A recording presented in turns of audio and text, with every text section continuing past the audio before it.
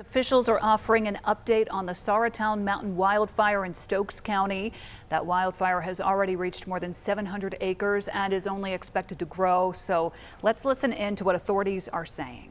Some falling dead snags that have crossed the roads in some places, and crews are getting on top of those and cutting up those logs and getting those off of the roadways. Also, they're taking time to rehab themselves and rehab equipment as well as tools right now. Do we know about acreage yet? Yeah, we do have a more accurate acreage number, and that would be 750 acres. And operations did assess, and we have 41% containment at this time. We have good solid blacking containment along this area right here. This area is going to take some work. Division Alpha and Division Charlie is going to take some additional work. Like I said, crews are monitoring, patrolling right now. They're getting an idea of what areas will need additional work. Tomorrow, after the rain event moves out, we'll be able to tell a lot more. Usually on the back side of these systems in the fronts, the wind shifts and comes out of the north. Usually it's a dry wind, and then the fire will sort of begin to rear its head again in places, hot spots.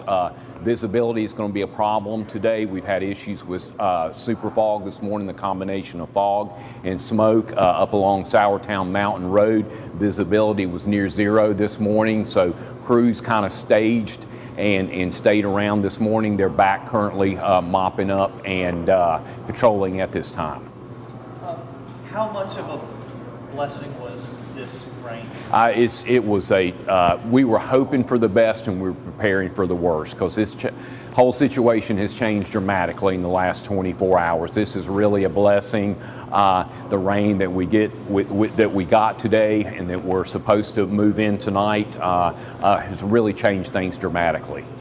And I mean, obviously, water helping to put out the fire, but can you be more specific as to how this rain really is benefiting your efforts out there? Yeah, because we have been in a severe drought situation for quite some time here. Crews had reported even the heavier fuels, your dead fuels that are 6, 7, 10 inches in diameter, they were reporting total consumption on those. That's very uncommon that those heavy and down fuels will burn that readily. Mop up has been very difficult under those circumstances. That fire we had down in Saratown about 2 years ago in this area, we kind of refer to it as a zombie fire because it kept rearing its ugly head for days and even weeks after that. And that's something that we just can't walk away from this. Even if we get totals of 2 inches of rain or more, we're going to have to monitor. We're going to have to work on containment along these lines, do snagging operations where crews go in, ground crews go in and remove the dead and burning trees off of the lines, and then do mop up 30 to 50 feet or so inside the line. Rain started around like 3 a.m. this morning. As time has gone on throughout the day, now 1 p.m., how has that rain played either in a positive or negative way to you guys' efforts? It presents a whole new set of hazards as far as the hand crews and the ground crews out there. The potential for slips, trips, and falls are there. The wind element has picked up throughout the night along with that rain, so they were reporting additional trees coming down as well. And I know that we don't have a real, hammered down timeline as to when this might be fully contained. I know that you said that we're gonna have to wait until tomorrow when the rain stops and the winds come in and whatever. But do you have like a guesstimate as to when exactly we'd be able to get close to 100% containment? Well, the operations section, probably within the next 24 hours, will begin to evaluate the staffing needs at that point. And then, we'll be able to release something as far as containment goes. They will definitely re-engage in control lines and tying these lines together and making sure that not only do they have good solid containment, that mop up is done well into the interior. So there were 3 schools in the area that had to be dismissed early because power lines were down. Do you know much or anything about those situations? Or what when the firing operation occurred last night, when night ops and the combination of day ops did their firing operations, because of the power lines that were through here, they did shut the power down briefly, but from what I understand, most of that is back on again at this point. And then Sourtown Mountain Road has been reopened, and the evacuation orders have been lifted as well. So you're telling folks it's okay to go back home? Yes, it is. Today, you called it tactical pause earlier. How important is something like that? You guys are going to be working hard over the next few days. Today, how important is today to that larger effort? It's extremely important. It's extremely important to give those crews a much needed pause, a much needed break, to be able to, R&R to rest up, to fuel up, to water up, to maintain their equipment as well. You mentioned yesterday that if we did not get enough rainfall to help with firefighting efforts, you might have to evacuate more homes. Do we expect that not to be the case anymore? Anything is possible with wind events and drying. I don't see a lot of rain in the future forecast, so anything is possible. That time of year right now, there's no plans for additional evacuations at this time. You mentioned a little bit ago about some of the crews being able to take a little bit of a break, temporarily at least. But are you guys offering like any mental health services? I guess those who have been working like around house. That is available through the agencies. We do have for people that have need that, and that is available for them. I kind of want to talk about, just like we were chatting earlier, like we were at the Pilot Mountain Fire a couple years ago. We've been here. There have been a few different mountain fires within the last couple of years. Can you kind of speak to just your experience dealing with these firefighters and how they all come together, right? They're all close-knit. We have a bunch of different agencies from across the state, across the country.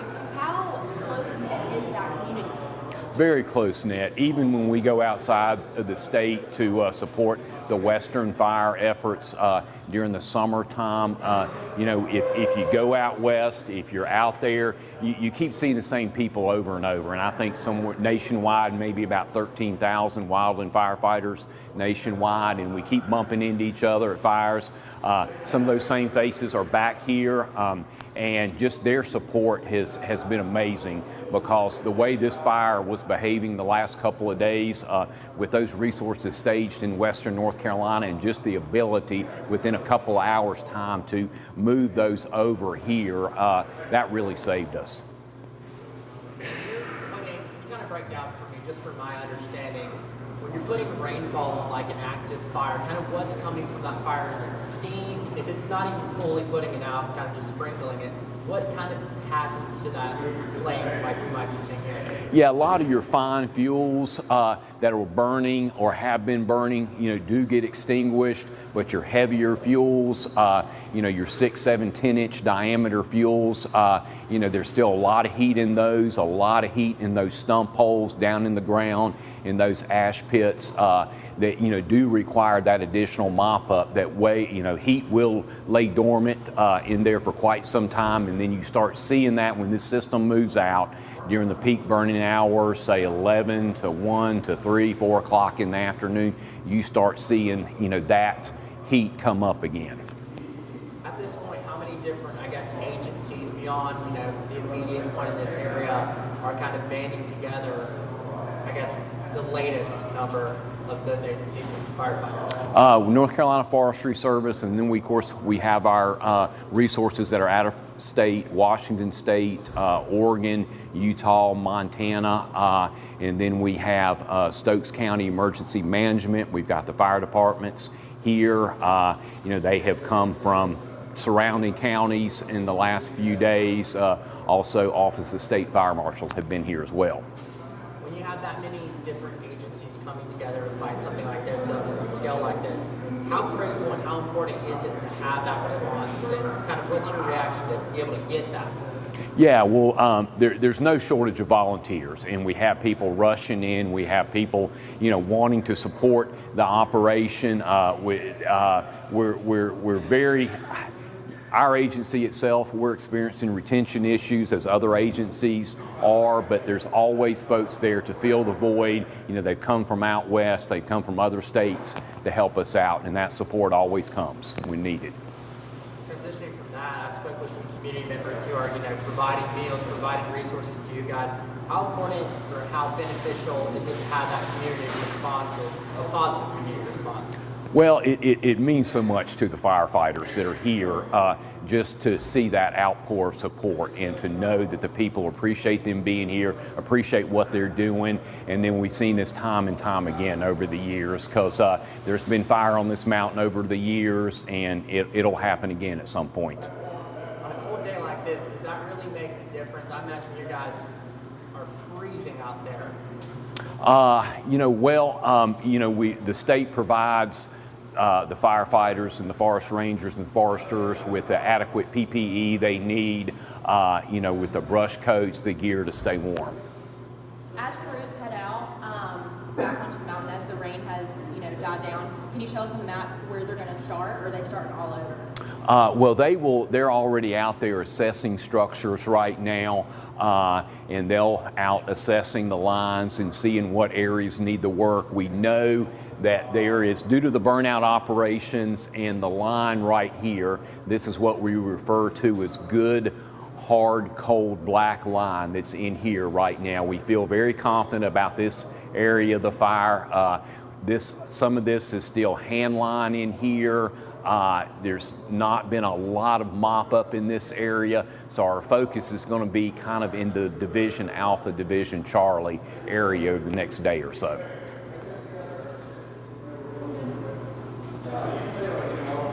Good? I think we're good. Okay.